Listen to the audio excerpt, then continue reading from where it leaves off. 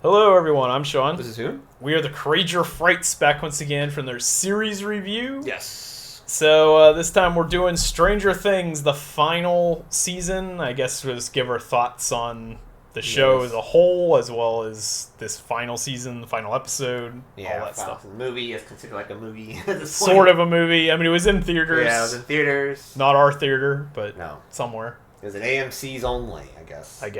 Yeah. It was other theaters, but I think AMC was the bulk of them. Yeah, we got Frankenstein. I think we got that Knives Out movie. Yeah, we did. We got everything but this. Yeah. Which was their most successful theatrical release. This is like just a side note, I guess. But the way they had it set up was, I guess, if you're wondering about Warner Brothers being bought out by them. Yeah. I mean, if they do the same model there, theaters might be in good hands, actually. Yeah, because it was supposed to be a voucher or something. Yeah, basically the way they had it set up was the movie screening was free, but you had to pay $20 for concessions. So you basically got a free popcorn and drink, which is about $20 anyways. Yeah. But a free movie. Yeah, so you're buying the drink basically paying for the snack. Yeah, so basically you're going to the movies. You're basically watching a streaming program at the theater. Right, which pulled in like $25 million or something for theaters. So 16 million of that was like for AMC alone, which they're out of all the theater chains, they're probably the one that might go bankrupt because they have been struggling quite badly. But so anyway, back to Stranger Things. So this is a show that going into this season, I actually really enjoyed. Stranger Things. My favorite season's probably still 3. Mm-hmm. But I like 1. 1's fantastic. Yeah. 2's pretty good, except for that one episode everybody complains about. Which I guess had payoff finally. Yeah, after how many seasons? Yeah, 3 seasons of nothing, and then it became something. 4... I liked a lot, but then there was certain things I didn't like about 4, which actually got fixed this season. Yeah. Because I think there was, at one point, it seemed like the storyline was heading in a direction where Vecna was like the big bad. Yeah. That he was controlling the Mind Flayer and all that crap. But then this season turns that around and actually took it back to where I was hoping would be the case, which is that Vecna's basically like a puppet of the Mind Flayer. It's got like a weird parasitic relationship or something. Yeah, so we get to see all of that in Season 5. So Season 5 basically begins more or less with... So there's a huge period of time between Season 4 and 5. Mm-hmm. In that period, the military has the whole thing under lockdown. 4 had a bit of a weird ending because it looked almost like it was an apocalyptic scenario, and then it was like, nah, it's fine. They got... metal plates. They welded metal plates together. It's fine. It's fine. Just everywhere. Yeah, they just put some metal plates on top of it, covered it up. And it's good. National Guard showed up. I guess they just took over the town. Yeah, which we do that these days. Yeah, we do this as normal. So yeah, that happened, and I guess fixed everything. But the way it's structured, our heroes, our main characters, apparently have been doing frequent incursions into the Upside Down looking for Vecna. They're trying to find Vecna because they know that he's the bad guy, so they're trying to find him. So, they can never find him. Yes. And Nancy messed him up so badly that he had to spend like 18 months recovering. Yes.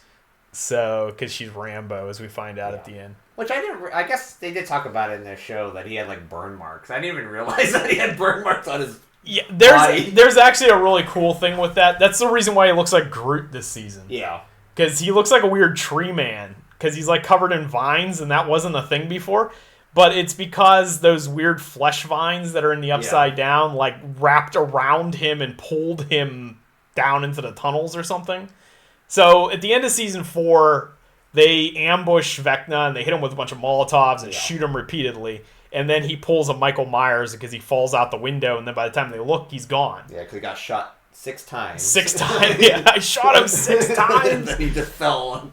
He survived. So, but what happened, I guess, was the vines, like, rescued him or something, and pulled him underground, and then they wrapped themselves around him almost as, like, a way to stop the bleeding and burns and stuff. Yes. So now he has those vines, like, in a symbiotic relationship or something. So he basically looks like Groot now. Yes. Which he uses in a really cool scene in 4 when he sticks his hand like through that dude's head. Yeah. Like a like a bowling ball. Yeah. So anyway, the first season's pretty much talking about that. Elle's been training, and she's also hiding because we have a new lab villain, which is Dr. K, who's played by Linda Hamilton, Sarah Connor. Which I think she was supposed to retire until they called her up. Yeah, something like that, yeah. And then she's basically just a replacement for Brenner. Yeah. Like, I don't even know why they killed Brenner. Like the new Brenner. Yeah, they could have just continued with him, but they killed him in the last season.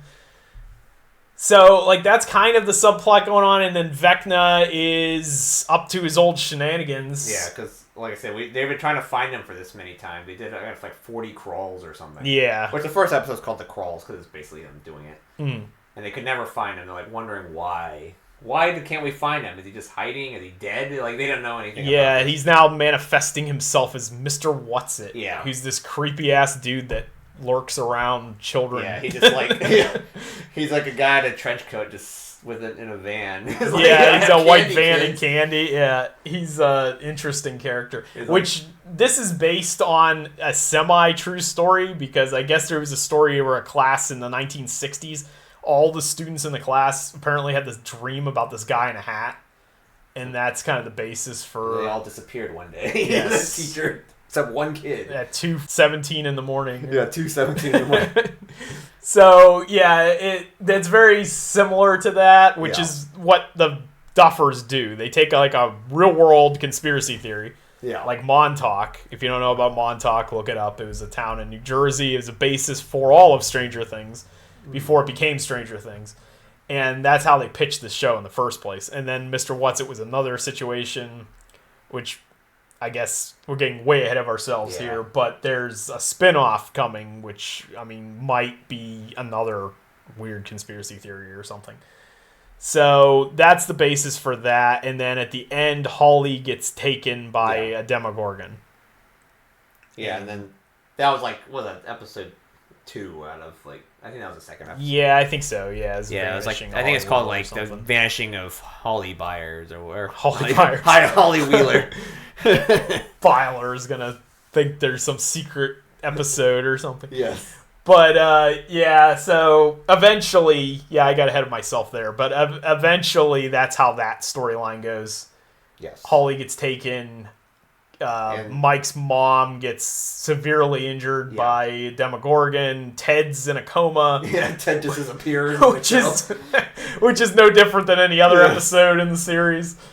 And that's pretty much how that one goes down. And this is where you first hint at Will possibly having some sort of powers, because he's like, I was like seeing the sky at one point. I was like, wait a second, I must have been looking at Holly's eyes.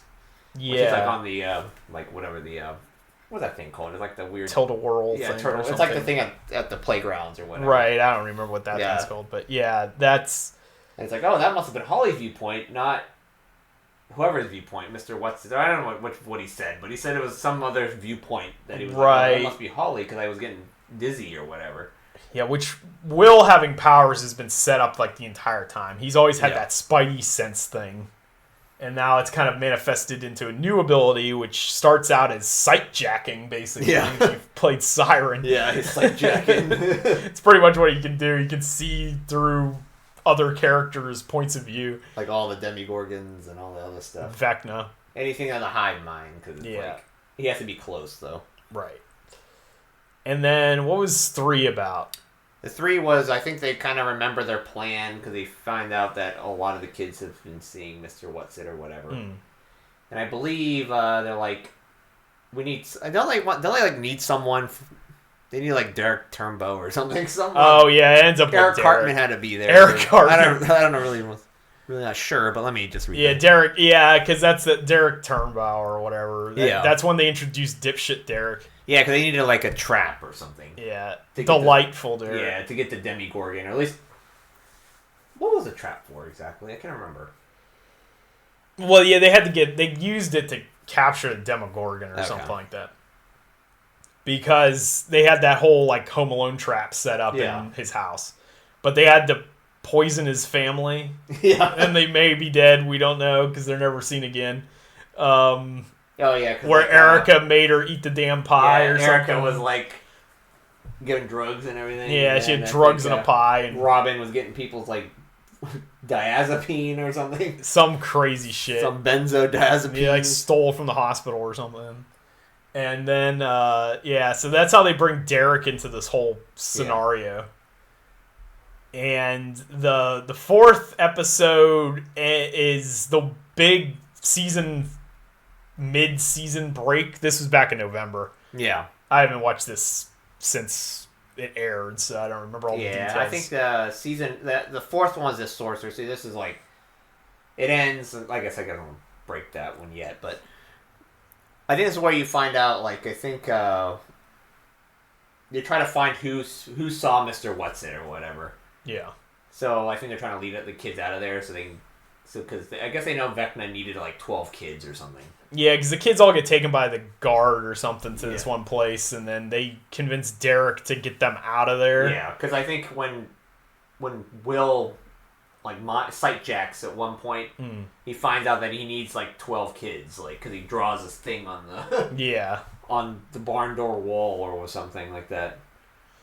Yeah, it's like, oh, we need 12 kids. So these kids must know about it. Like, we need 12 of them. 12 of them must have saw Mr. What's at one point. Right, and they have group all split up. This one has a really cool end to it because it's the one that Will has his powers revealed, and he has kind of the same ability Vecna has, where he can just snap a bunch of limbs. Yeah, because he like piggybacks off of Vecna, and he's like, I can do it, or whatever. Yeah, and he snaps all the Demogorgons, because Demogorgons in multiple locations have, like, the children cornered. Yeah. And then, well, the other characters cornered.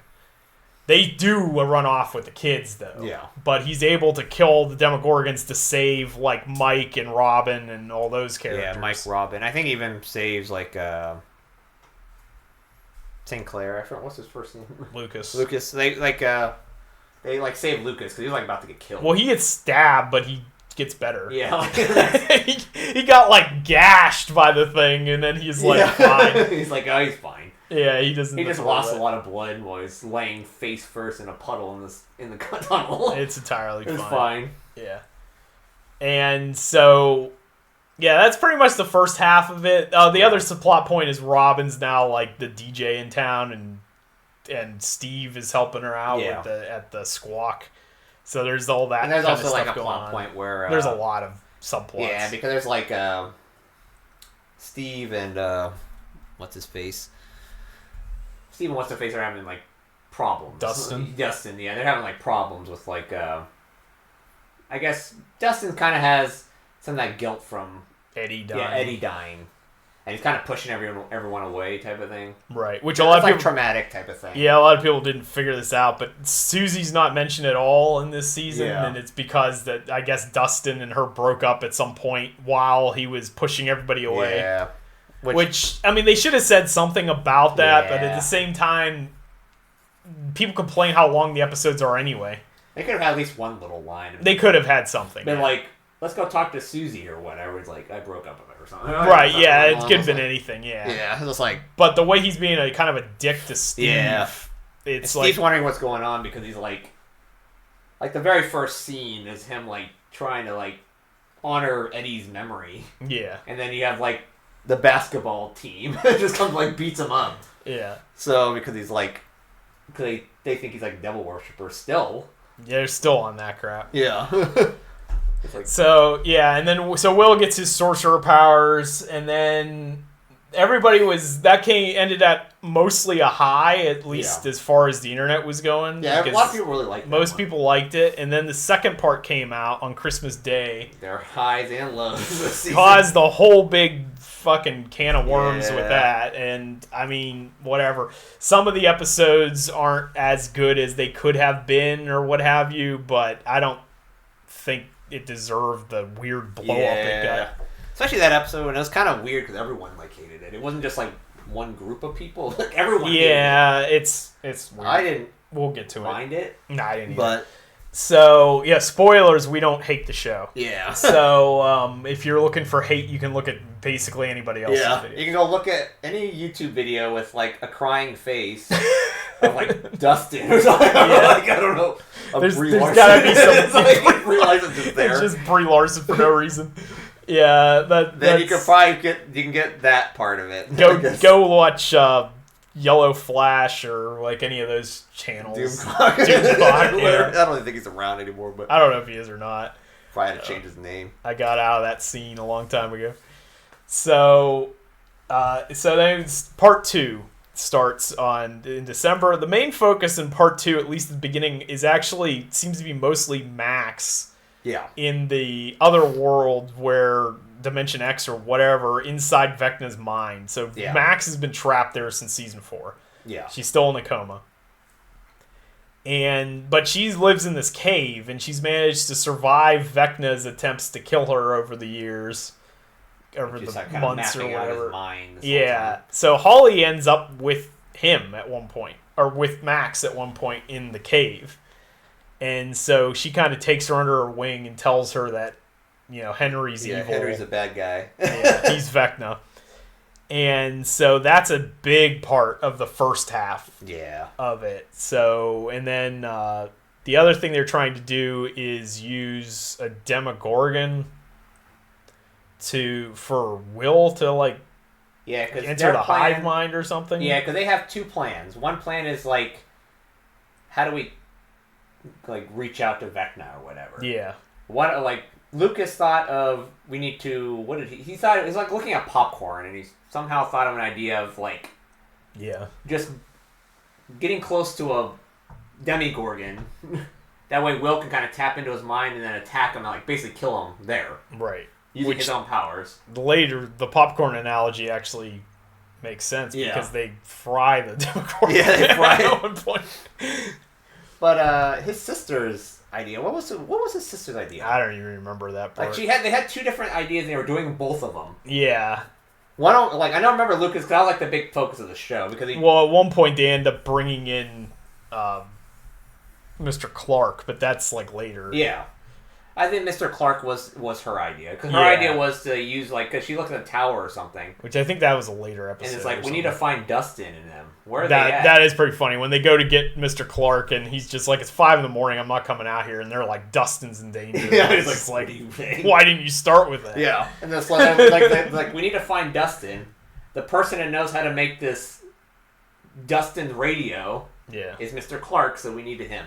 Right. The other big subplot is they keep trying to use the radio to get signals from the Upside Down to try to locate. Yeah, because that's the way they do it. Because when they do the crawls, Dustin's their tech guy. So he never told anyone how to do this. Yeah, so nobody knows. So there's that whole point. The main, like I said, the main focus at this point is mostly the Max stuff. Yeah, because it's from the inside. And you get kind of Vecna's backstory almost. Right. You get Vecna's backstory. You have a cool part where Vecna actually gets a hold of Holly and Max at one point, and then Will is able to jack into it and breaks his ankle. That's where he's trying to kill him, but he just breaks his ankles instead of the other part. It does kind of work. Yeah, but they get away for a little bit. Then he kind of regained control of his mind and was get out! Get out! And then there was this weird part where Lucas, I don't know what, tiger runs? When it's weird. That is one of the episodes, Saber-tooth run. Yeah, I think it's in episode 5 or something. Yeah. I think it's when Will ends up, getting almost a coma again. Yeah. He passes out, and then there's a hilarious part if you go back and watch Lucas runs on all 4s for something. Yeah, it's the whole time there. Yeah, it's very strange. I don't know what they were trying to do there. But, that happens, and they do give you the backstory of Vecna, which is a little bit retconned from Season 4, because I thought in Season 4 they explained that he killed his family. Yeah. I thought he was younger when that happened. I thought so, too. And then I thought Brenner took him away, that night, and everyone thought that Freddy Krueger killed the family, because that was his dad. Yeah. Not actual Freddy Krueger, but the actor Robert Englund ended up playing the older version of his dad. And it was I thought he was I don't know, 12 or something at that point. But then this season you find out that he went to high school with Joyce and... Yeah, I know, it's Joyce and Mr. Wheeler. Hopper. Yeah, Mr. Wheeler, who I thought Mr. Wheeler was significantly older than Mrs. Wheeler, but I guess not. Yeah. Otherwise, that brings up a real big problem in one episode when he says that he's making out with her. He's like filling her up or something. Yeah, it's like, wait, what? I thought he was like 10 years older than Karen, but I guess not.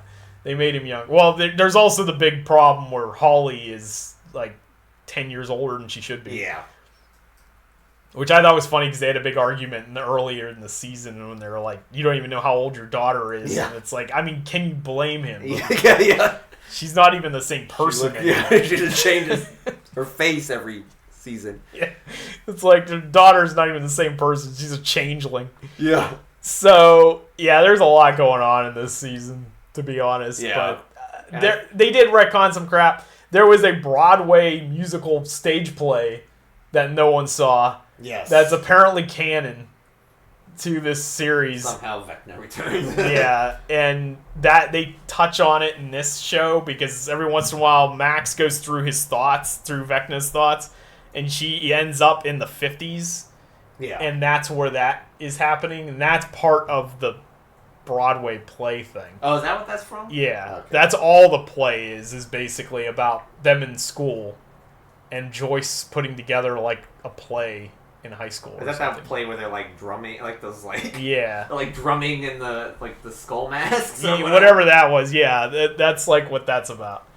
But I thought that he was already like at the lab by that point. Yeah, that doesn't make any sense. But there's a lot of weird semi-plot holes this season. Unless, like, I wouldn't say this is my favorite season, but unless that is really weird. Actually, yeah, because he would be younger. Yeah, because season 4 he gets taken to like the lab. Right. Because he's like they were trying to find out why his son's all screwed up. Yeah, and they reveal in this season that how he got infected by the mind flare, which that actually isn't explained. They do. I mean, we'll get to that in more detail, I guess. It's like the reason why he won't go into the cave. Yeah, because because it's kind of that doesn't make any sense at all. Yeah. Unless he like sent him to school when he was like in the lab, at a different lab that was closer. I don't. It's kind of weird. I don't know. It doesn't make sense. Unless it's a thing where he's like seeing someone else's memory, because he kind of like absorbs. I think they memories. retconned it so that night of the play is when he killed his parents or something, or his family, and then he got sent to the. Because he aged. Yeah, pretty much. He just aged one day. It's really bizarre. Yeah, I don't know, but I think that's the new retcon.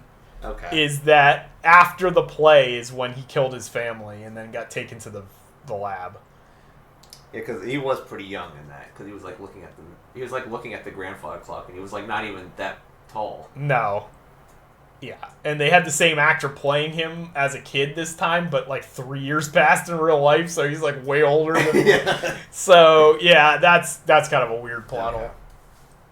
But I think they retconned that, just like they changed Holly's age and they made Ted younger, I guess, and they're just playing around with everybody's age for some reason. People forget what their ages are. It's not like it's a streaming service where you can just go back and look at the how are you gonna know? How are you gonna know? You can't go back and watch the other episodes. How would you be able to do that? So anyway, there's a lot of weird plot holes like that. Yeah. But anyway, eventually Max gets out of Vecna's mind. They have a big problem because Vecna uses Will as a spy to locate Max's body in the hospital. Because like he could see his memories, so he knows where she's at because he just looked in his memories. Right. So he sends the demo dog. I guess the last demo dogs in existence, which we'll complain about in the final episode.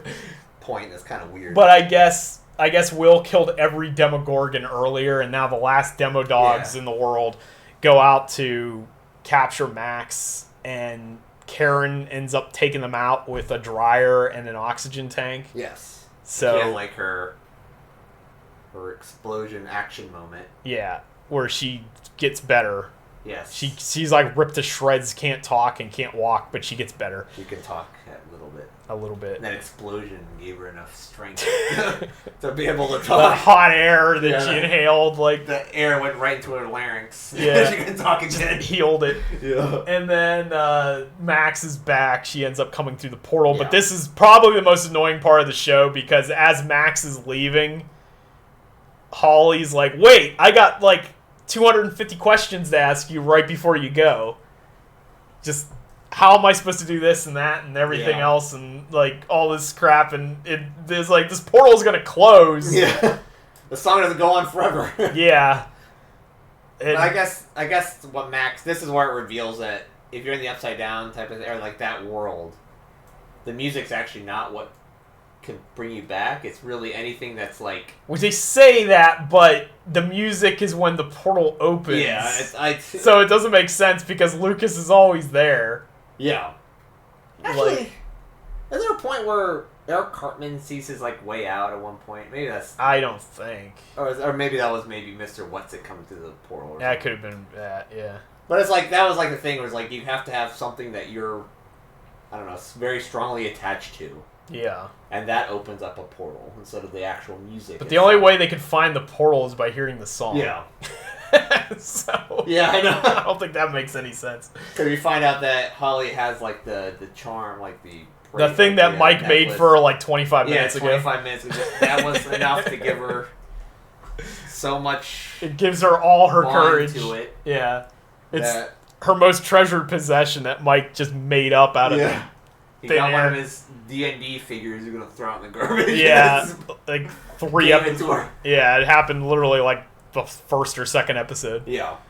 So, so she finds out her own portal, but then she gets grabbed by Vecna again and put back in, plugged back into the thing. But Max is now in the real world, but she's stuck in a wheelchair. Yeah, because you find out when Holly comes out of that area, I think you find out this like not even on. I think, is that the first time you know that? Yeah, it's the other planet. Yeah, you're not even like in the like Earth. Right. Like, so this is where we discover what. After Earth. Yeah, after Earth. General Cypher Rage.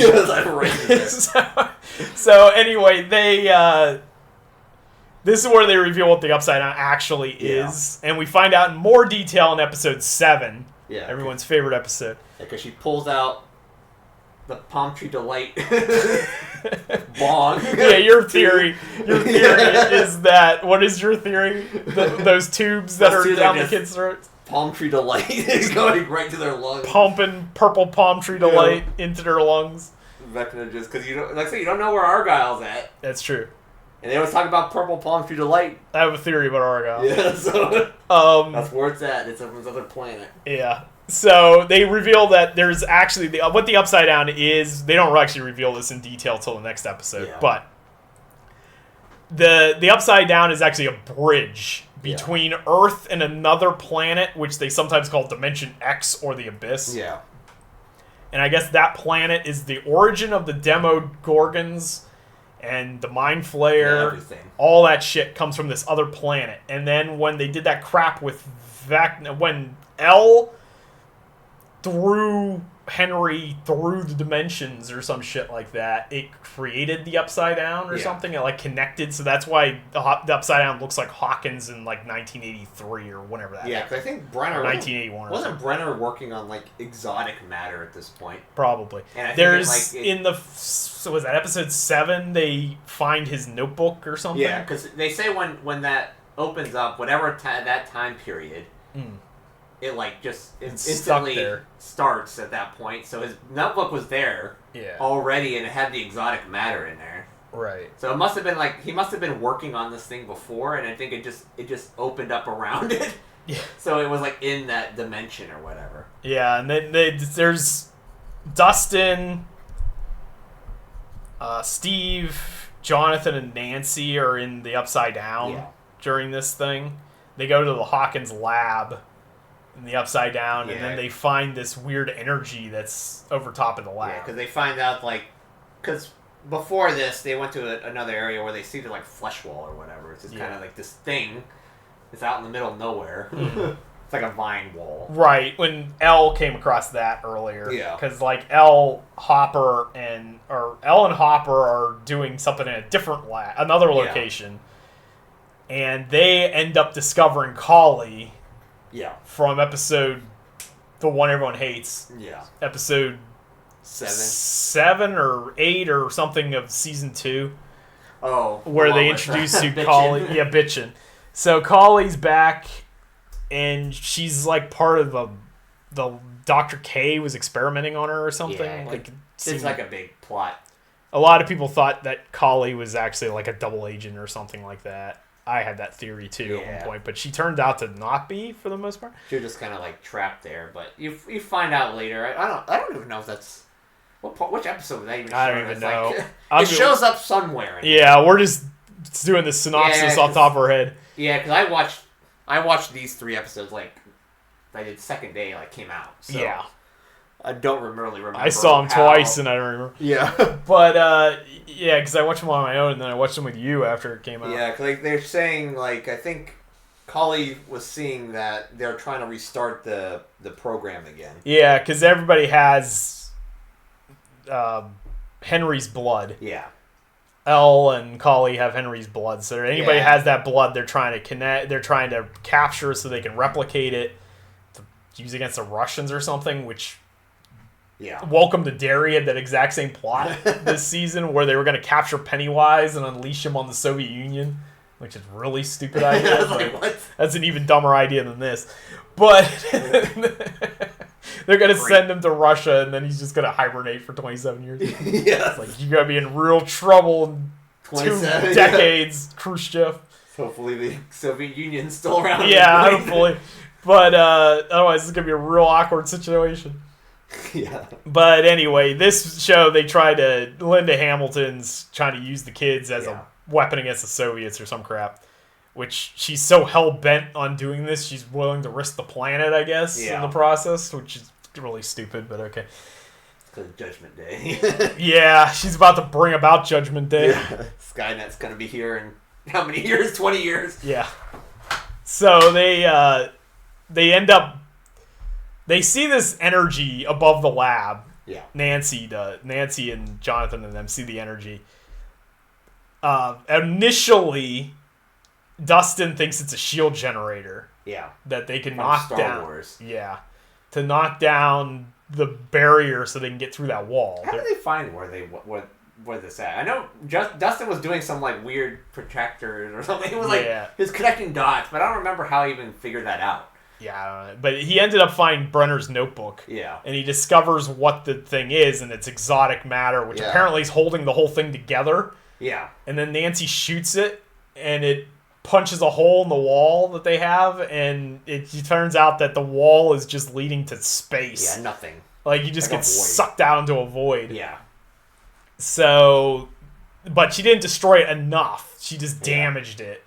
So she was she saw it, and I was like, my first idea is get the shotgun out and shoot it. Yeah. And then Jonathan even says, are you sure you want to do this? But Dustin can't tell them on the radio because...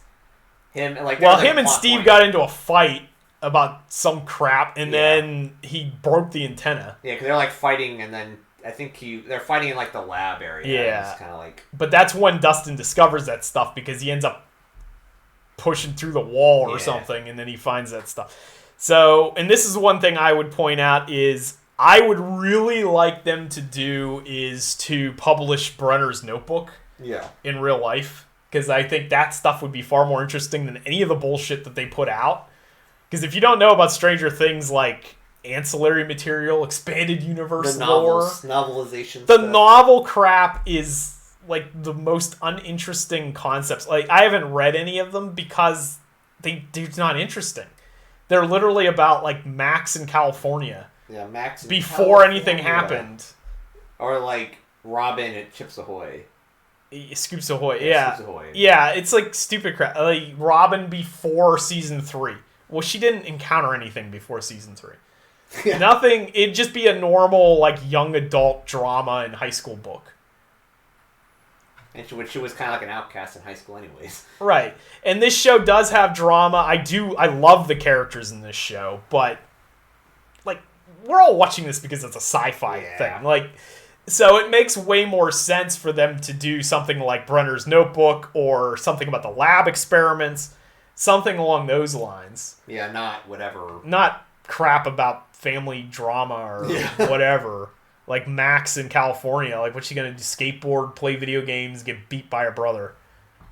For like the whole book. It shows their strategies on how to play Dig Dug. That's what it's in there. That's what it is. That's the book. Yeah, Dig pretty Dug, much. It's like Max's Guide to Dig Dug. Mad Max's Guide to Dig Dug. So, yeah, I mean, I would like them to do something like that instead of what they do put out. Yeah, that's kind of... we want to get stuff like that because it's kind of interesting. It connects to the actual story. Yeah. So, here I had a problem. I had questions. So, before they go up to the roof and shoot the big energy thingy, they discovered that the room is turning into... like the Stay Puft Marshmallow. Yeah, it's like everywhere. It became the stuff. Yeah. Everything's the stuff now. And then when they shoot it, everything starts melting into the stuff. Yeah. Again.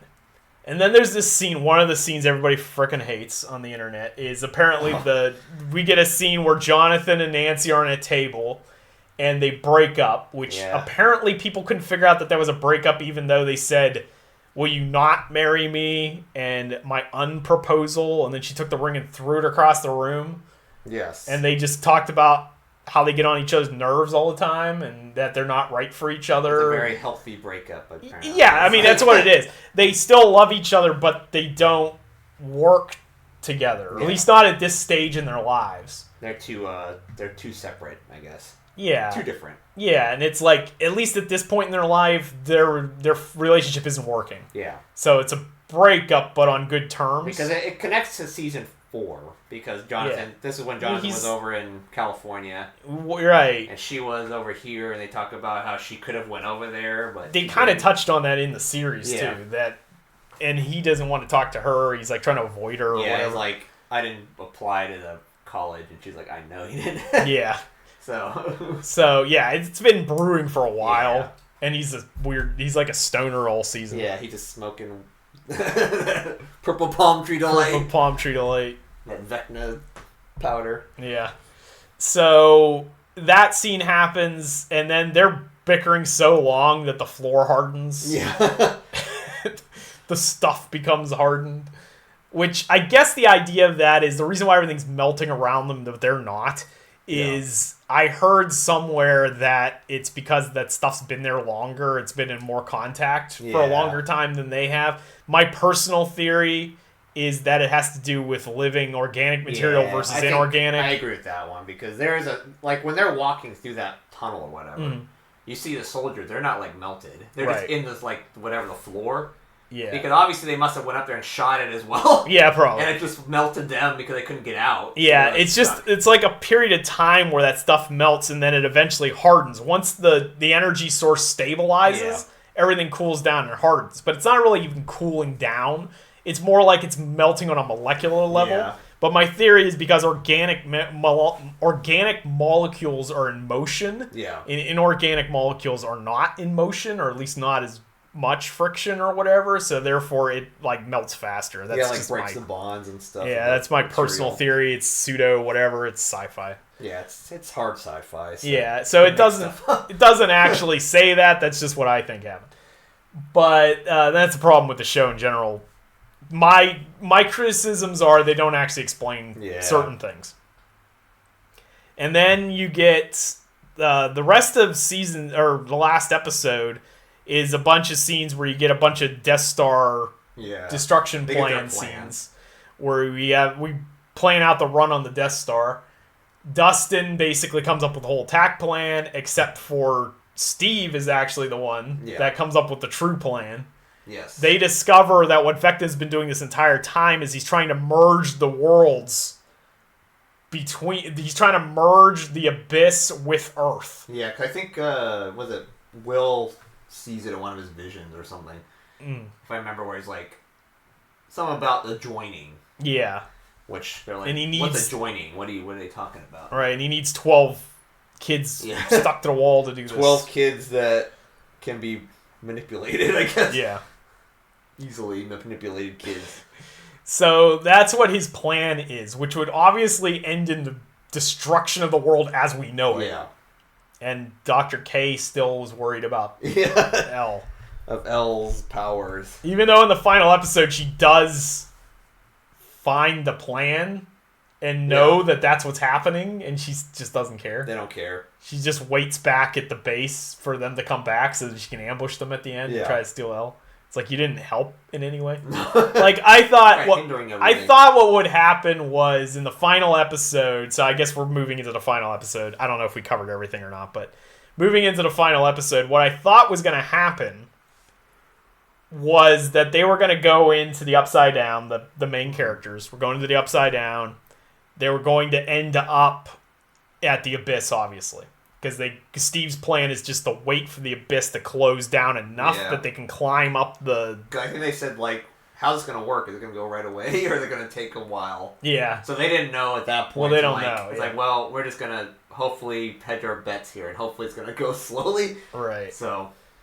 And I thought the military eventually was going to come to their senses to some degree and then come in and help them, because I thought that you would be fighting the Mind Flayer, Vecna, and a whole swarm of demo dogs or demogorgons or something like that. Demo bats, whatever. Yeah. Because there's a goddamn MasterCard commercial on Netflix like every couple minutes that if you have Netflix with ads on... I have that on mine because I didn't want to pay like $20 for Netflix. So you get this ad where... There's a clip where Nancy and Jonathan are fighting like a horde of monsters with a flamethrower. It's a clip where Nancy gets reported to the FBI for asking about flamethrowers. Yes. By buying on the credit card. Exactly. But it looks like a scene from the show. But apparently it was a scene made for this stupid credit card commercial. Yeah. Because when they get to the Abyss... Nothing happens. There's no demo anything. Yeah, that's the weird thing. Like, I didn't think about it, but it's like, where are those guys? Like, are they all dead? I guess. Will must have snapped all of them at once. And then the last survivors were killed by Karen Wheeler in a dryer. Yeah, it's really weird. And I guess Eddie killed every one of the demo bats as he went down. Yeah. Because they're not in this season at all. Yeah, the demo bats are dead. Like, they're not even in this season. Eddie must have just taken them all down with him. Yeah. It's badass. So, or that weird fan theory that Eddie was going to come back as a vampire. Maybe he did. He's a vampire lord, and he controls the demo bats. He's just like in the abyss somewhere. Yeah, because they're on a whole other planet. Yeah. Which, thankfully, they can breathe the air, because that'd be awkward if they could. Yeah, it's like, good thing they could breathe air, and good thing there's some oxygen out there somewhere. So, I guess we do have to cover one thing, though. Episode 7. The moment that broke the internet for all the wrong reasons. The episode that has the worst rated episode. And it's not because, like I said, we talked about Pushes earlier, not because of one group. It was both groups. Yeah. Equally hating it. Mm-hmm. So, this is a scene that's like 5 seasons in the making. Yeah. Where Will comes out, finally. Yeah. Everybody's like, why do you have to go? Because Vecna has a history of using people's fears against them. That was his whole thing in season 4. Yeah, he even explains it. Yeah. Like, I don't know, maybe people just didn't hear it. Maybe because I know TVs right nowadays, you can't hear anything. It's true. That's why people watch closed captions all the time. But he specifically says that Vecna can see everything he has, his deepest, darkest secrets. Right. He has to bring it out because he don't want Vecna to use it against him. So he had to tell everybody that he's gay. He hints heavily that he had a crush on somebody. Yeah. They set this up throughout the season because Robin becomes like his mentor with this. Yeah, because he sees her like kissing her girlfriend, Vicky, in like the hospital or whatever. Right. She's like, he's curious, which he's never really seen anyone else that was. Yeah, he knows he's different, but he doesn't really know how to express that or anything. Yeah. So especially in the 80s. Yeah, he eventually figures out what's going on. He says it. Even Mike figures it out this time. I don't know if he actually figured it out or not during that speech. Yeah. While he's coming out, they show Mike, but he looks confused again. Yes. I don't know if he's oblivious as he was in season 4 when he was literally that meme of the two people looking out the bus window and one's like smiling and one's frowning. Yes. But this time around, he does eventually, in the final episode, he acknowledges it. Because he says, I'm sorry, I've been like a jerk. Yeah. Whatever. I realize all this stuff. Yeah, but he says that he's his best friend still or whatever. So they have to have that scene. We also have a scene attached to that, or earlier than that, where Steve and Dustin get over their problems, and they basically said they're each other's best friends. He explains why he was acting the way he was. Yeah. He's like, I don't want you to die either. Yeah. Because Steve previously wasn't sure who his best friend was, if it was Robin or Dustin. Yeah. But then Robin, during the middle of the Death Star briefing, says that's what she said joke. Yes. About his dick size. Yeah. And so that's when he realized that Dustin was his true friend. Yes, exactly. So they had to have that scene in there as well. Yes. So then going into the final episode of the entire show, they go into the Upside Down. They end up doing Steve's thing. It doesn't go as planned. Yeah, because they're like I guess the one variable is like the thing wasn't even lined up. It's not lined up correctly. Not lined up correctly, so. Yeah, but then they have that go on, and then 11's able to get into Vecna's head enough to stop it. We need to try to kill him or something. Yeah. Or do something to stop the joining. So it was she was able to go in there in the 2 seconds. This is where you see that play thing where they're doing this drum solo and that brings them right to the house. Literally a warp. It's like from Mario. The house was You guys go right to the final level. They go in the warp pipe and they end up in the house. Right to the place. It's what? I don't know. But they needed Max there to guide them. Yeah. And then it's Holly, Max, and 11 going into Vecna's mind space or whatever.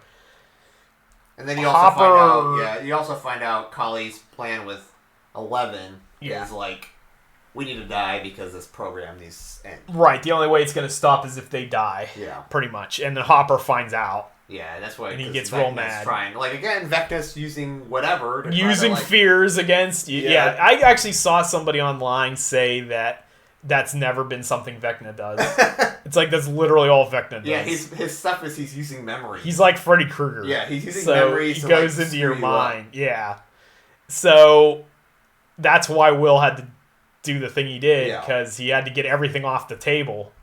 And it's it doesn't even come up in the final. Well, yeah, because he said that and he got it off his chest already. So that's why he did that.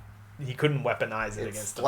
Very. It was a tactical coming out. Yeah, it's a very tactical plan that was actually pretty sound. It's not like you just. And it's also for people that are outraged by it. It was a 4-minute scene in an over hour-long episode. It wasn't that long. No, it wasn't at all. So anyway, I think the rehearsal was longer because the rehearsal I think was 12 hours. He said it. Yeah, it took him 12 hours to do that. And as far as that served its purpose against Vecna, as far as patching up his friendship with, almost called him Finn, Mike. Yeah. That was actually better served in the final episode when they were climbing up the tower thing, and then Mike talks to him. But that's something that I guess Noah wanted to put in the scene. That's actually so they added that in because I guess if you're kind of a jerk or something, and if you see, you're right. Well, he has been kind of a dick to him the whole time, and he hasn't realized it. Yeah. Because there is one scene in season 3 where he's it's not my fault you don't like girls. Yeah. So it's another scene where he opens his picture and he's oh, that's good, and he's crying. And he's crying, and he looks right at him. And he's bawling out in the middle of the van, and he's Mike doesn't care. Mike's so oblivious. It's hilarious. Oh, what's that liquid coming out of your eye? He's that's where it's in Terminator. Why do you cry? Why do you cry? What's wrong with your eyes? Mike is the heart, okay? He's the heart of the party. Yeah. He doesn't give a fuck, but he's the heart. Yes. But anyway, Mike doesn't give a shit. But so they do reveal that he does give a shit. Yeah. He knew all along. He's just been a dick about it the whole time. I didn't care. He's not nearly as dumb as you think he is. Yeah. He's just a dick. That's basically. Yeah, that's much worse. You're just not oblivious or an asshole. One or the other. He's an asshole. It's fine. So anyway, they have that revealed. And that's the moment that the Bilers probably will punch the wall. So if you guys don't know what a Biler is, you're lucky. If you don't know about shipping communities, you should really count your blessings. But anyway, so the shipping name, which is relationship fandoms, this is every goddamn show, has fans that all they care about, their whole lives revolve around fictional relationships with characters. And so there was a fan shipping going on for years at this point of Will and Mike, which almost became a thing. Yeah. And hilariously, especially given Will's haircut, it's called Byler, which if you don't live in Amish country, you might not realize this, but Byler's literally like the most common Amish name in existence. And that haircut is bowl haircut. Yeah, the bowl haircut is a very Amish haircut. Like somebody out there that wants to come up with something really funny, I don't condone AI usually, but if you want to use a AI generator to give us what Mike would look like with that haircut, and you would instantly become Byler incarnate, and give him a beard with no mustache, and you're good. So anyway, all their hopes and dreams were crushed because he says, "I'm not just a friend, I'm your best friend." But they have like this weird pause, like he's gonna. I know Byler thought he was gonna like kiss him or some shit, and he's just like my best friend. Your best friend. And it was just like, oh, no, that was it. Thousands of screams. They just all started punching their screens. Oh, thousands of screams just all ended at once. Cried out and were suddenly silenced. So, yeah, that happened. So they killed Byler. That's probably why they did it. That's probably why Will. Or like, I know they did that because there's this long pause because he says, "You friends? Screw that." Yeah, and then he like looks right at him. And then he's just like, best friends. It's like, you did that on purpose. I know you did. Because I'm sure they're aware of it. Which I fucking loved it. I thought that was hilarious. Yes. I like the scene actually as is. Yeah. Because I like all these characters. But then I also, the back of my mind, thought it was hilarious because it was obviously a jab at the Byler fandom. Yes. Which is incredibly toxic, by the way. Like I'm not even remotely homophobic. So it's like I don't like Byler not for that reason. Yeah. But it's like they're ridiculous. So the shipping community anywhere is like really, the whole thing's toxic. Really toxic. But then the counter to the shipping is really bad too because that's when you get the far right crap. Yeah. Because like the other shipping group is Lumax, which is Lucas and Max. And there's been so many racist memes that came out about that. Which you could probably tell. Right, I'm not even going to get into that. But that was... some of the stuff I saw for that was worse than the Byler stuff. But... that's where our RAM is going. That's where our RAM prices are going. This is why RAM's through the roof, to create weird AI images. Yes. But anyway, I thought that was funny that they basically just killed that. Also... Back to Lumax for a second. According to Sadie Sink and Caleb, the correct term for that relationship is mucus. Yes. So I would like to believe that is what their shipping name truly is. Not this Lumax crap. Mucus is where it's at. But anyway, so they get that crap out of the way. They eventually end up in Dimension X. So they're able to get up there. 11 eventually figures out how to get up there just by jumping up the thing like Super Mario. Yeah. Because they're in their separate groups. So they're all up in the is that the right side up? I don't know what that is. I'm not sure. It's like, I'm not sure what that is actually. The other side where you're not even on the upside down anymore, you're on a different planet entirely. Outside of reality at this point. Yeah, pretty much. You're in this weird yellow planet. Yeah. So they end up on Barsoom. Yes. And then... It's like a barren wasteland. Yeah, pretty much. And you have Hopper, Collie, and... What's his name? Bald Eagle. Oh, Bald, yeah. I don't know his name, actually. Bald Eagle. I can't remember what his name is. Murray. Murray. He has the glasses. Yeah, so... I was thinking of Munson, but it's like, that's not right. That's... Eddie. Yeah. So anyway, Bald Eagle is up there with them, and they get attacked in the lab by Dr. K's fucking insane soldiers. Which I think they were like outside of, they were like just doing that themselves. Well, they're nuts. But anyway, because Kay finds the plans because she goes after like Clark and them. Yeah. And she finds out that she finds Dustin's like schematic. Yeah. So she should know that the worlds are colliding now, and then she's still just like, nah, fuck it, we're doing everything we can to destroy this. Yeah, we want fed up with this world. Yeah. We want to end this world. I'm fed up with this world. Fed up with this world. So she basically just decides to sacrifice the Earth in order to capture L. I don't know what. It's like, what's the plan? I'm not sure what the plan is there, but so the soldiers go into the Upside Down. They ambush them in the lab, and Kali gets shot. Yeah, because it's like, I think Bald Eagle. Well, Bald Eagle takes they have a helicopter outside with a like sonic, the sonic weapon. That was the thing we didn't talk about. The sonic. They have this new supersonic wave thing that basically dampens it so that nobody can use their powers. Kali and L are useless. Yeah, it gets their psionic powers like screwed up or something. Or which, if the Soviet Union figures out how to replicate that, then L's useless. Yeah. So there goes your super weapon. Yeah. So anyway, they already have a counter to the super weapon. They have their kryptonite. Yes, already. So they have that going so that they're useless in the fight.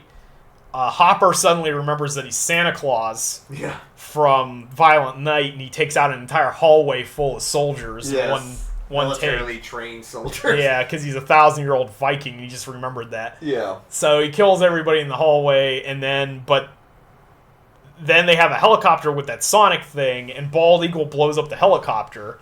But in the struggle that's going on, Kali gets shot. Yeah, because like. And allegedly killed. They bring Hopper, and like Hopper does one room because Hopper's like, you stay here, and they put L in like the one room that Nancy and Jonathan were in. Yeah. He's like, hide here, I'll take out the soldiers or whatever. So when they bring him over there, he's like, I'm gonna shoot this girl if you don't tell me where she's at. Yeah. And then that's when Bald Eagle blows up the thing, and then it's like, then she gets accidentally shot in the stomach instead of the head, I guess. Right, she gets shot in the stomach, so she bleeds out slowly and painfully instead of dying instantly. Like... So, because everybody hates Kali, so including the writers. So she's dead, allegedly. Yeah. However, there is an alternate theory that were presented at the end of the show, and I don't know if this is just a plot hole, editing error, or whatever, but some people have pointed out that when Elle goes up to the roof, she had her hands like on Kali's chest trying to stop the bleeding. Yeah. But when she goes up to the roof, and Bald Eagle Murray's like, where's Kali, or whatever, and they don't say anything, and he's like, oh, I'm so sorry, or whatever. She doesn't have blood on her at all. That is right, actually. She should have blood all over. That's a continuity error. Yeah, unless it's feeding into Mike's idea at the end. Maybe Kali never even got shot. Yeah, because like I said, her thing is like she wants to blow up. Like, well, she was gonna die anyway. Yeah, she was like hell bent on dying with the Upside Down. She wanted to die no matter what. Yes, like, even if they win, they were gonna stay in the Upside Down and die. She was gonna sit there like next to the energy, just get blown up. Right. So maybe she didn't get shot. It's possible she didn't even get shot. I think it's a continuity error, but it's entirely possible. Yeah, because Murray's like, where's the other person? Like, yeah. He doesn't even remember her. Which who's that bitch? Who's the other? I don't remember. Wasn't there another one? Here? Wasn't there another person here? But anyway, Elle doesn't have blood on her at all. Even though she should have all the blood on her. So, I don't know. Maybe she probably didn't get shot. Yeah, it's possible that she faked because her whole thing is like she can mess with your mind. Right, she creates a reality that isn't creates true. Realities. Yeah, so she can fake everything pretty much. So she might have just accidentally got shot, made it look like she was gonna die, and it was like, yeah. But I don't know I don't know if she would know what the purpose would that be. I don't know. It's kind of maybe like yeah, I'm not sure. Well, because it gets her out of the situation. She has to keep. Well, she has to keep this secret from Hopper and all them. Yeah, otherwise, they're trying to find the Hopper was like, "I'm gonna kill you." Yeah, if you try something, I will kill you. Yeah, and if Mike knew, or Hopper knew that she was alive, they would try to find her. Yeah, and try to like kill her or something. Well, they would. Well, they would try to not Kali, but they would try to find 11. Yeah. So Kali had to pretend to be dead in order to get herself off the table, so that they knew this. Because her this is a theory. Yeah, her thing was already done. Like her her whole thing was to try to... Her role was role was gone, done over this point. So I guess she was kind of nowhere. There's nothing for me to do, I guess. Yeah, because she did help fight Vecna a bit. So the rest of the group ends up in the Abyss, and they come across... the whole time they've shown the Abyss, there's been this weird hand sticking up out of the ground. Weird heart that pumps and everything so else. It's obviously there's a living thing there. So they get up there, and we revealed that in case there wasn't a reason for me to like this show even more, the Mind Flayer is a goddamn kaiju. Yeah. It crawls up out of the ground as this giant, weird Lovecraftian spider monster. And shaped into what's his face like? But I guess maybe he didn't like spiders. He just kind of No, the reason why he's obsessed with the spiders is because the Mind Flayer put that into his head. He has a weird spider monster. That's what that's about. Because I think they apply that in the Broadway show. 14 years old / 7 years old or whatever. When he was 7 or 20. Yeah, or whatever. One of the two. So I think that's part of that Broadway thing where they try to explain that the reason why he's obsessed with spiders is because the Mind Flayer is a weird spider thing. Like a monster. Yeah, it looks like a spider. And it's time to put that into his head. Yeah. Because that's where you find out the Rock is the Mind Flayer. It gives him his powers. Yeah, the Rock is the Mind Flayer, basically. basically. Whatever that rock is that they have. Yeah, it's the essence of the Mind Flayer or something. It's possesses him. Goes into his body, and then the guy, the scientist must knew what it was. Well, yeah. He stole it from the lab, I think. He was you gotta resist it. Yeah, so... what we're talking about is inside the cave. Yeah. So earlier, back in Max's visions and all that stuff, there was a cave that she was hiding in. She could never understand why Vecna couldn't follow her into the cave. Yeah. And the reason was that it was very close to where he encountered the Mind Flayer the first time. The Mind Flayer didn't want him in there because he didn't want him to remember that he was under the Mind Flayer's control. Or some sort of mind... where he got his powers from. But it actually doesn't mean anything. Yeah. Because Vecna never turns against the Mind Flayer anyway. Yeah, it also reveals that he was working with him all along. Yeah. He knew. He wanted this to happen, or at least he believes he did now. Yeah. He was I wanted to be like this. I did this on purpose. Or right. whatever. Which some people hated because they all thought that Vecna was going to get his, redemption arc. And I didn't want him to redeem. Yeah, I don't like the redemption arc. It works sometimes, but you don't have to do it in every show. Also, the Duffers kept saying that this was Return of the Jedi or whatever, and it was so I think people were thinking Vecna was going to be Darth Vader and he was going to turn on the Mind Flayer or whatever. Yeah, because Will's trying to get him. Will tries to convince him. No. Yeah, Will tries to do the Luke Skywalker thing, there's still good in you, I sense it type of thing, but there isn't. And Vecna's no, I chose this path. So anyway, I killed those kids. I killed them kids. So all the heroes end up fighting the Mind Flayer as a giant kaiju. Yeah. Which is cool as hell. It's about to kill them or whatever, and then it gets hit with a big rock, and so 11 got up there because she did her Super Mario jump. Yes. And she just went, wah! Sky World. Leaped through the portal. She went to World 7. Yeah. So she's there now, and then looks like she's going to jump right into the damn thing's mouth. Yeah, that's what I thought she was going to do. She opens up a hole in its neck and falls in there, and I guess that's where Vecna's hanging out. Yeah, that's where the Palm Tree Delight's at. The Palm Tree Delight's just pumping into all those kids. Yeah, all those kids' lungs. So Elle does a cool roll, and then she rips Vecna out of the wall onto his face. And Vecna's so you've chosen death, I see. Yeah. It's like an anime villain. Yeah, that's when you do the fight. This is the fight. Yeah, it pretty much is an anime villain because he's has the arm that just shoots out. Yeah, he's using psionic powers between each other, but he's still powerful. But they find out it's still a hive mind. If we damage the Mind Flayer in its form it is now, it'll help Elle because it'll hurt Vecna. Because it'll hurt Vecna. Yeah, and then so they're blasting it with everything they got. They have a flamethrower. They had a flamethrower, a bunch of Molotov type things. Molotovs, and then Lucas had some kerosene or some shit. Some flammable water balloons. He had water balloons and a slingshot. It was Bart Simpson or something. Well, he's always done that. Yeah, he had the slingshot in season 1. That's his thing. Yeah, it's why the slingshot? I don't know. He's just stuck with a frickin' It's like you're. It's a wrist rocket. Yeah, you're like 17 at this point. It's like yeah, you might want to grow up. And then you have like then you have the flares. Mike ended up with a flare gun. And then but then you have like Dustin and Steve with like spears.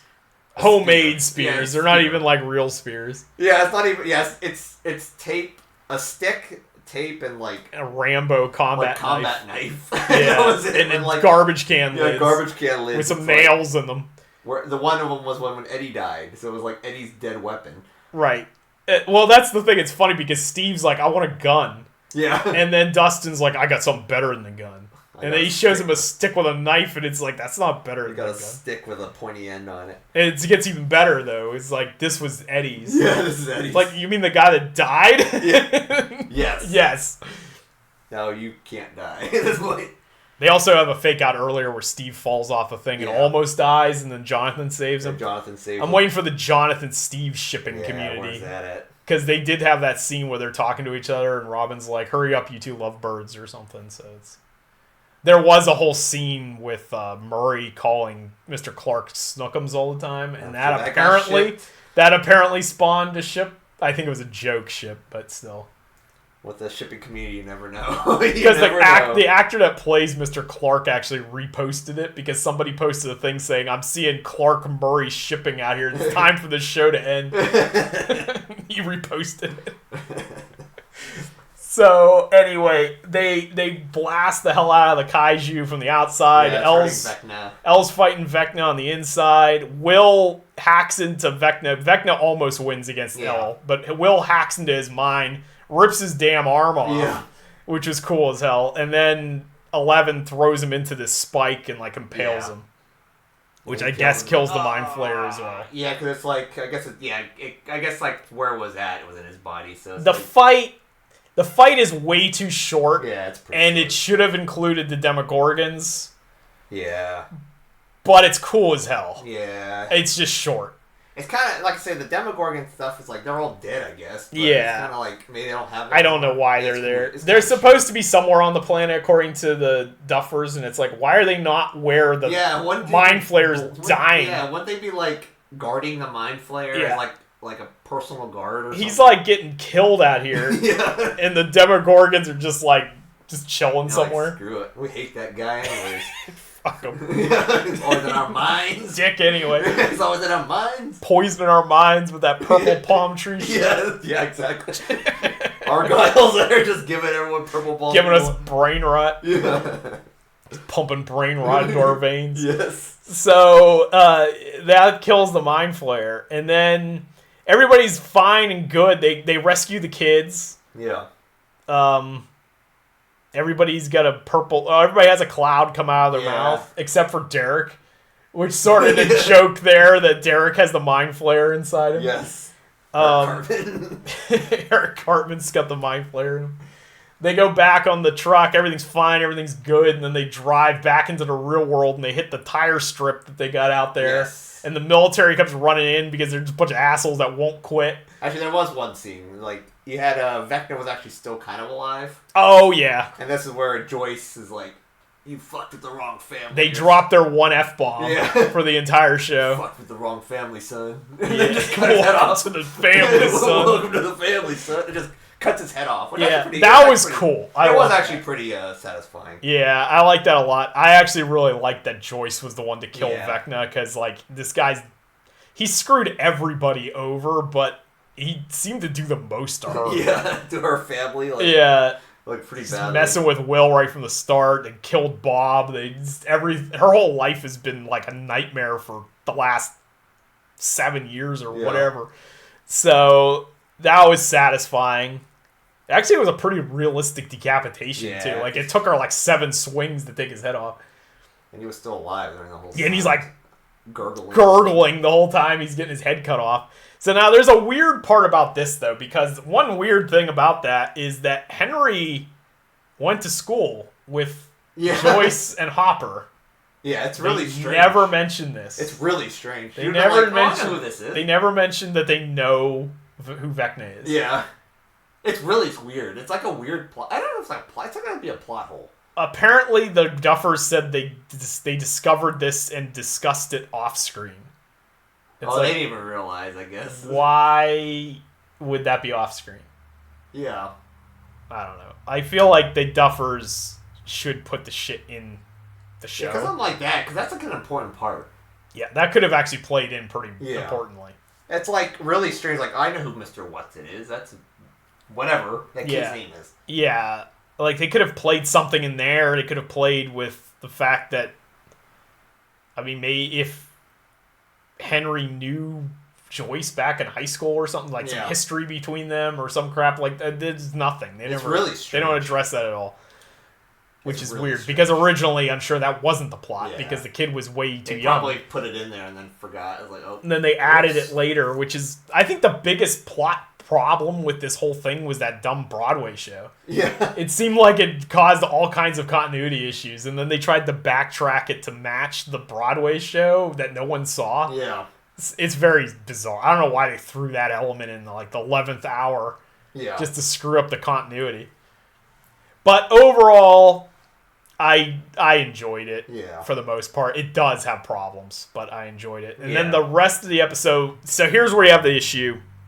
Potentially two possibilities. So they come in there. The military grabs everybody. Mm-hmm. But 11 somehow sneaks away from all the soldiers. It's really weird. Like, she's in the van. The van is closed. Yeah. But she's outside. Yeah, and then there's like confusion, and all of a sudden she's standing outside. Yeah, because it's really strange because he runs over like the tire tracks or whatever, like the tire strip. Yeah, whatever that thing is. Yeah, that blows tires out. Right. The soldiers turn the machine on and then open the door up. Yeah. There's no way she could have left out of there. And then ran over there. Ran over to the other wall. While the Sonic thing's going off the whole time. And then Mike runs to her. Yeah. But then she sees him. She meets him in his mind or whatever. That black void space.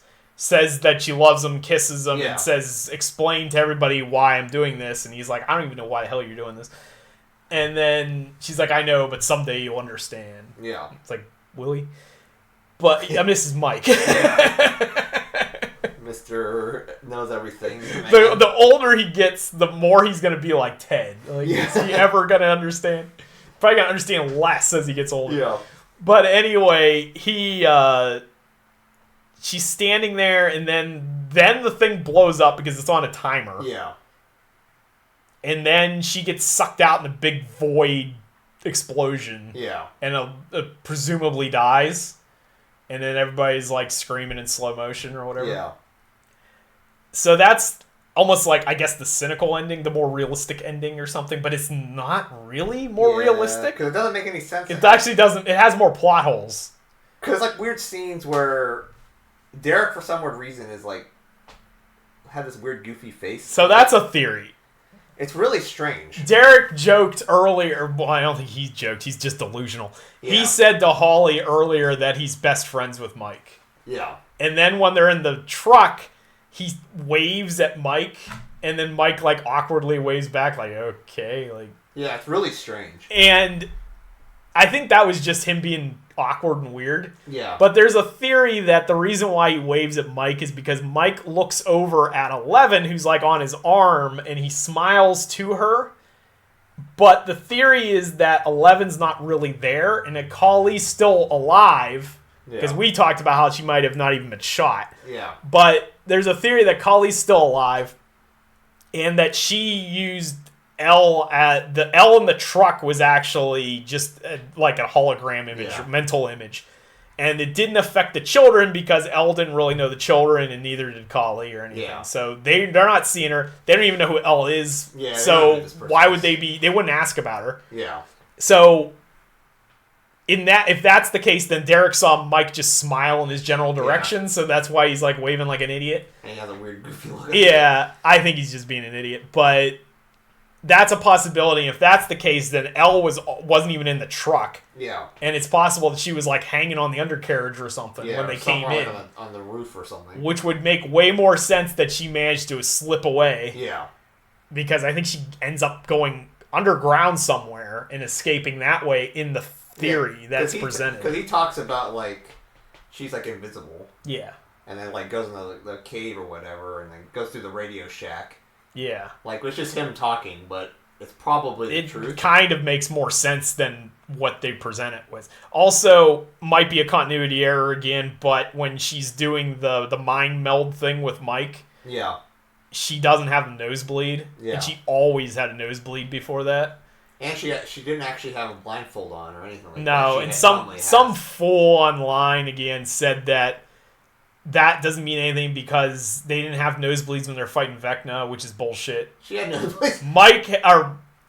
Will had a nosebleed when he broke his arm off, and then Elle actually has nosebleeds in both nostrils. She's really fighting. She's got a double nosebleed going on during the Vecna fight. So when you see her standing at the plate, she doesn't have a nosebleed at all. But she's doing like the mind meld thing. Yeah. So the series basically ends with a whole series of wrap-up stories for all of the characters. It's like Return of the King because it ends up with like 11 different endings or some shit.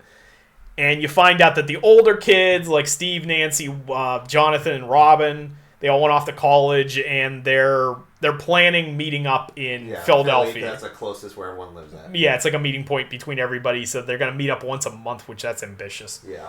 But every month they're going to meet up. Especially in Philly. Yeah, in Robin's weird uncle's house, and they're going to make Jonathan's anti-capitalist cannibalism film. Yes. So he's basically like becoming another George Romero. Yeah, he's starting the French coming-of-age cannibalism stories. That's what he's starting it. He's got to move to France and begin this genre of coming-of-age cannibalism. Yeah. So that's basically what they're going to do. All the kids are going off to different places. Yeah, because they basically it ends them going to like their graduation. They're at their graduation. Dustin is valedictorian, and then he gives a cool speech that looks like something from Ferris Bueller's Day Off or something. It's definitely 80s movie reference. The only thing that scene's funny. It's definitely an 80s thing, but it's not set up at all because the principal. There's never been an antagonistic relationship with the principal in this entire show. Yeah. They're setting up that principal to be like Strickland from like Back to the Future or something like. Yeah, they've never had an issue with this principal like prior. I've never seen the principal. I don't remember seeing him either. But anyway, they set that up. It's funny though. Yeah, it is amusing. Dustin's hilarious. That's a very 80s movie reference. Right. A lot of those 80s had a lot of like high school slice of life coming of age things. Which I don't think it's a thing anymore, but it used to be. Not so much. Finn wants to bring it back. Yeah, we'll see. It used to be like that was like a big thing in the 80s. But yeah, and they always had the principal like a dick. Yeah, pretty much. So it's kind of like, which I mean, we had that in real life. Yeah, our high school principal was a joke. Yeah, with his tiny shirt and his big muscles. Yeah, we always used to make fun of. He used to talk about like saying that you're not the best. You have to like be a role model in the community type of thing. Cell phones and shower shoes. Yeah, kept talking about that. Yeah. So, like, we all had that situation, I think. I mean, we at least had it. I don't know if everybody did, but I'm sure some schools had cool principals, but we did not. Yeah. So, that scene was pretty cool. It was funny callback to 80s stuff. Mm-hmm. And then you find out that... So, Dustin went off to become a great scholar at university. Yeah. He spends all his time in a library. They have one final D&D session. Yeah, because it's kind of like a callback to the first episode. Yeah, and except for Max is there now. Max is there. And so you find out Lucas and Max end up together. They stay together, at least for now. They finally go to the movie theater. Yeah. And Will goes off to college somewhere in the big city, whatever that is. And Dustin goes to another university. And then Mike becomes a writer, pretty much, which that works for him. And so he comes up with this idea that he presents as a theory to a character in the game, the mage, but everybody in the room knows that he's talking about Elle. And he comes up with that theory that we've been talking about, that Elle managed to survive. So the theory is that Kali didn't die, at least not yet. Yeah. She used her powers to make 11 basically invisible. 11 got underneath the compound thing and escaped. Presumably 11 did do the mind meld thing with Mike, but she did it when she's like below them. Yeah. Not standing in the doorway. The thing standing in the doorway was just a vision created by Kali. Yeah. And which actually makes way more sense because you have the sonic boom thing going off all the time. You got all this crap going on. Like you can say that it's a sappy ending, but there's more plot holes in the other one than there is in her surviving. And then she ends up presumably in a place far away from the military. Yeah, with 3 waterfalls. Because Mike talked about 3 waterfalls earlier, which is a real place in Iceland. Yeah. So that's the one I choose to believe. Yeah, I do too. It makes more sense. They say that you have the choice of which one you want to believe. Did she sacrifice herself and die, or did she escape? And I think she escaped, but I do too. We'll see. Apparently, the only people that know for certain are the Duffers and Millie. They told Millie what actually happened to her character, and then they said, "Do not tell Noah." And then she's like, "Well, duh." Yes. Because if you tell Noah, everyone everywhere will know. So I personally also believe that makes more sense that she's alive, because why would they make it a secret? Yeah. Because that potentially sets up a spinoff down the road in like 10 years or whatever, which Finn has said that he would really want to do. Yeah. Like he was, of all the actors that played that, Finn plays it off that he doesn't care. But in reality, he seemed to be one most affected by it ending. So I think he really wants it to come back in like 5 to 10 years as like a legacy sequel movie, something like it.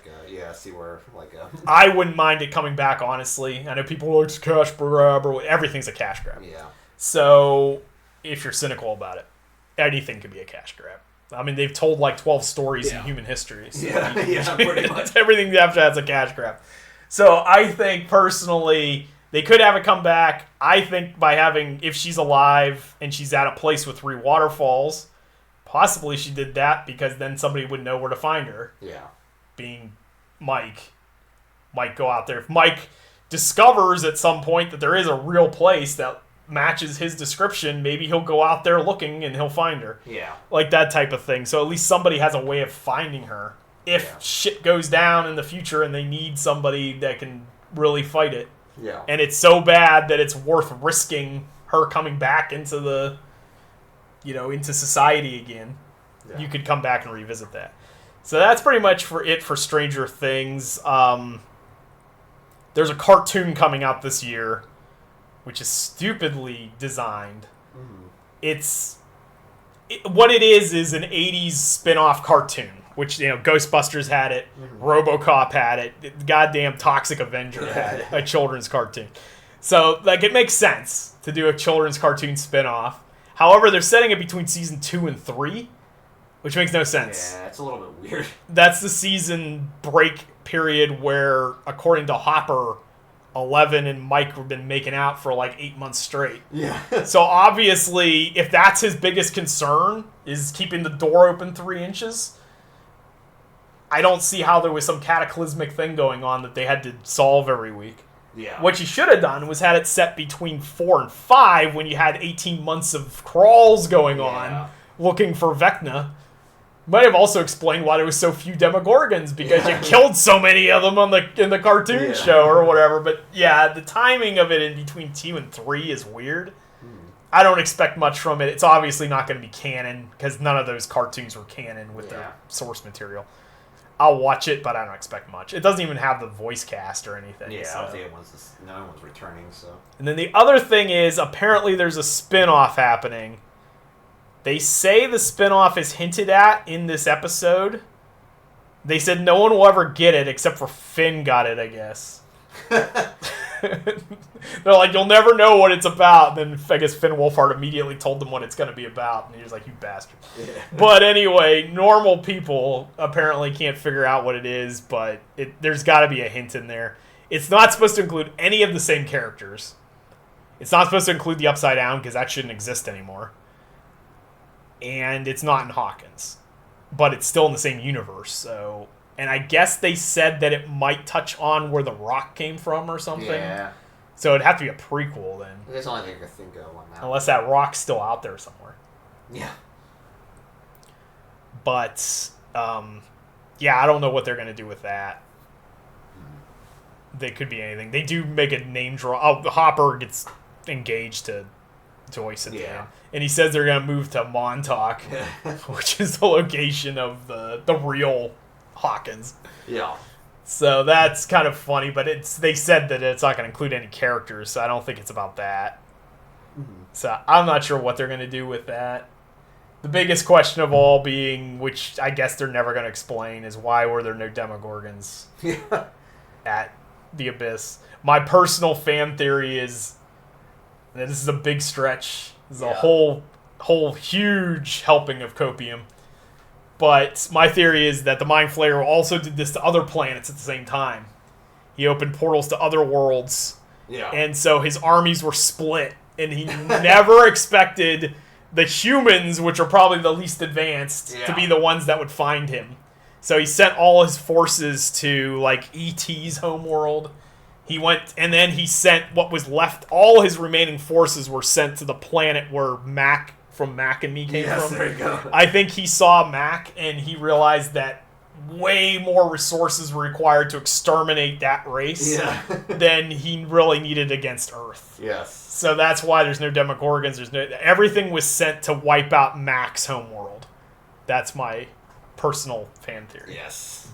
So my email's somewhere in our stuff, so if the Duffers want to get in contact with me, I can write the Mac and Me spinoff to Stranger Things. It'll be my idea. If you guys make a spinoff about Mac and Me, I'll know. Yeah. So you'll have the timestamp proving that I came up with that idea. And then the last theory I had was that my personal fan theory, before we wrap this up, is that your favorite character, Argyle. Oh, there you go. The best character of the show.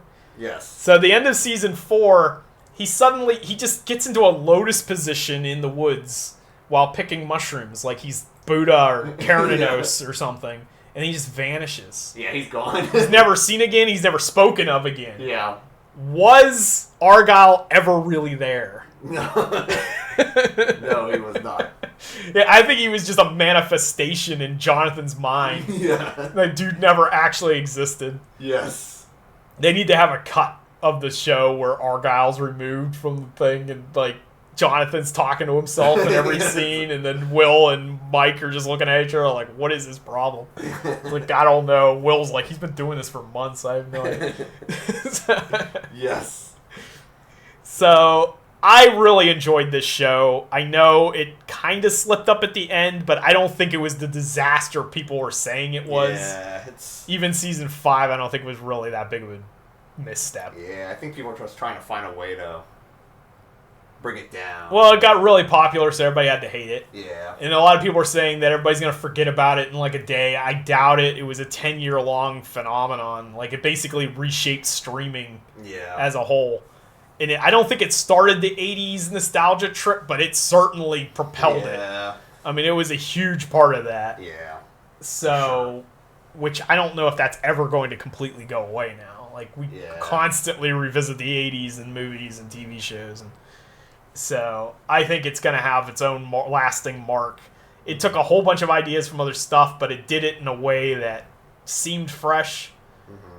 I mean, you could say the same thing about Star Wars or Harry Potter or anything else. They all took ideas from stuff that the writers liked or whatever. So I would like to see it continue in some form, whether it's these spin-offs, a return to the show at some point down the line. Yeah. I think it would be pretty cool. They do need to, if it does ever come back, they need to tighten that release schedule, though. Yeah, that's the problem with Netflix. It's way too much time between seasons and whatever nonsense. I don't think... They also think that there's some secret cut where hours and hours of footage are missing, like the Snyder cut or something. That I don't think that's a thing. No. The Duffers denied it. The guy who played Mr. Clark denies it, therefore you know it must not be true. Yes. I trust Mr. Clark. Yeah. I don't even know the guy's name. He's Mr. Clark. Yes. So, anything you want to say about this show before we wrap this up? No, I think pretty much hit everything. All right. So, I think it's getting late for us, so yeah. I think we're going to wrap this up. So, if you like the video, give us a thumbs up. consider subscribing for more like this in the future. Tell us what you thought of the show in the comments, I guess. Depends on what your comments are. I'll check them out, or I'll just ignore them. It turns into a bunch of hate. I'm just not paying attention to it. Yeah. That's my New Year's resolution, is I'm going to avoid negative comments on the internet. Yeah. Especially social media. We don't really get too many comments on here, so it's usually not bad, but hopefully it stays that way. Got lots of cool stuff planned this year, hoping to get back to streaming. Yeah. Hopefully we'll get a little bit better looking setup going on this year, maybe slightly more professional videos. Some editing, actually. Yeah.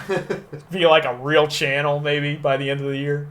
So I got all that planned, so stick around, and remember that you too could feel the strength welling within. See ya. See ya.